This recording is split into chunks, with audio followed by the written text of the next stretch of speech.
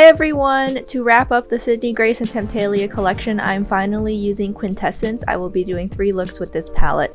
Now, I will preface by saying I totally expected to be so much more inspired than I actually ended up being.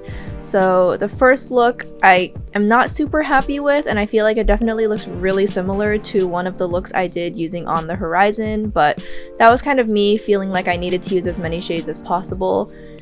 So if you will excuse that. But overall, as usual, I think the quality is fine, but again, with the deeper blue metallic in this palette, I had a lot of fallout and it was very difficult for me to deal with personally.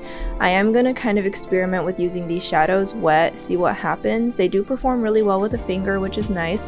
But yeah, after using all 3 palettes and filming with all 3 of them, I think my favorite is definitely going to be On the Horizon.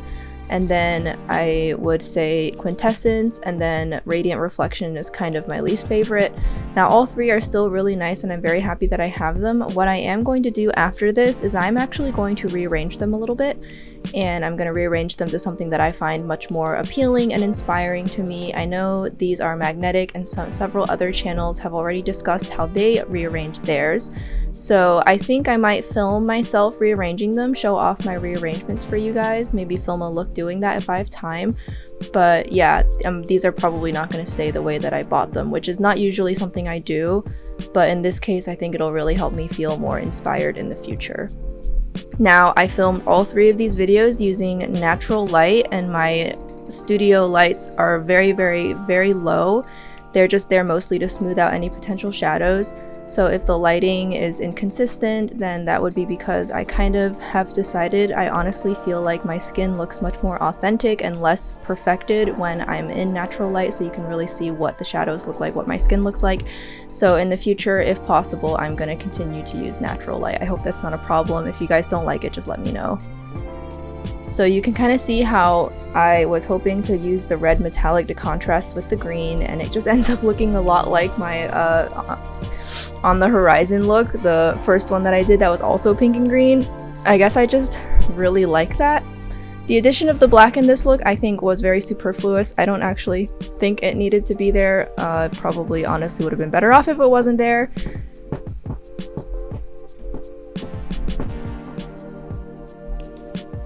But other than that, looks fine. I did take that silver metallic and I kind of topped it on my upper lid a little bit just to kind of make the two a little bit more cohesive and add a little bit more highlight. Overall, you can see it's really pretty, especially once I put on my lashes, finish up my face of makeup. This is a pretty look, not my favorite. I think the day that I was working on this, I maybe just wasn't feeling inspired. Maybe my motivation might not have been where it used to be, but that's okay. For frame of reference, I am wearing circle lenses in all 3 of these looks. It is cheaper for me to source my lenses from Korea than to buy them from my contact lens place. I have probably the world's worst vision insurance. Well, it's probably not the worst, but it's pretty bad, so it's cheaper for me to just buy circle lenses from Korea. So these are just, I think they're from like Lenstown or something. It's an actual reputable brand. Like, I'm not just putting foreign materials into my eyes, but they are just kind of a slightly more intense amber brown, so it just makes my brown eyes look a little bit more intense and bright. I got a couple of other fun colors you'll probably see in the coming months as I wear them. This second look is a lot more neutral, kind of what I would consider the wearable look of this palette. I will say this is honestly my favorite look out of all 3. Something about the structure of this look and then the colors I used, especially my constellation, almost feels hollow. And speaking of hollow, I do plan on buying some shadows from Glam Shop once I have the funds to, and I would like to do eye swatches of them on camera for you guys, because I feel like monolids and crazy effect shadows like holographic are just a match made in heaven.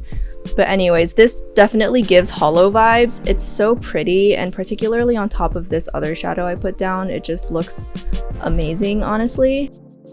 Of course, it works better with a finger. I feel like the metallics in this palette are a little bit on the chunky side, so a brush doesn't pick it up super well, and then there's fallout, but with my finger it looks great. And I ended up just kind of keeping it pretty soft like that and just kind of ending it there. Just add some inner corner highlight. and then I mirror the entire thing on my lower lash line.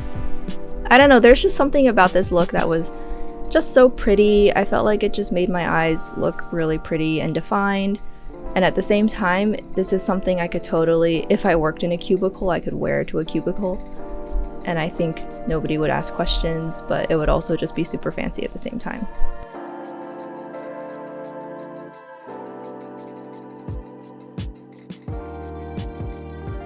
So yeah, that's what it's looking like. For this look, I really wanted to lean into the kind of wearable aspect of it, so I just have mascara on, as you can see.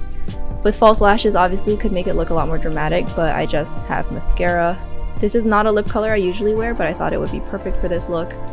So yeah, this is definitely kind of my favorite look that I did with this.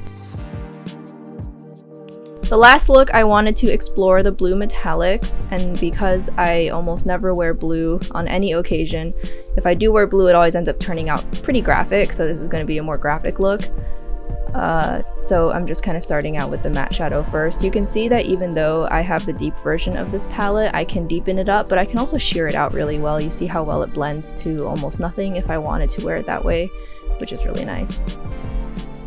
I want everything in this look to be very winged out, very elongated, so I'm building that up. You can see I'm just building the structure up like this. Now, I thought about how I had already used the black once, but this look really needed another black, so just threw that in. I think this time the black was definitely a good addition.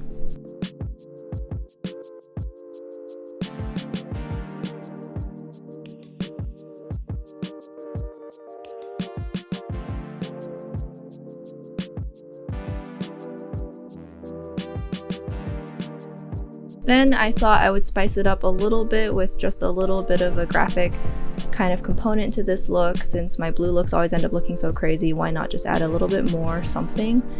By the time I was finished with this look, I don't know how necessary this was, but still a fun addition. I don't really do super graphic looks very often just because I kind of got tired of hearing how the only look you can do on a monolid is a graphic look.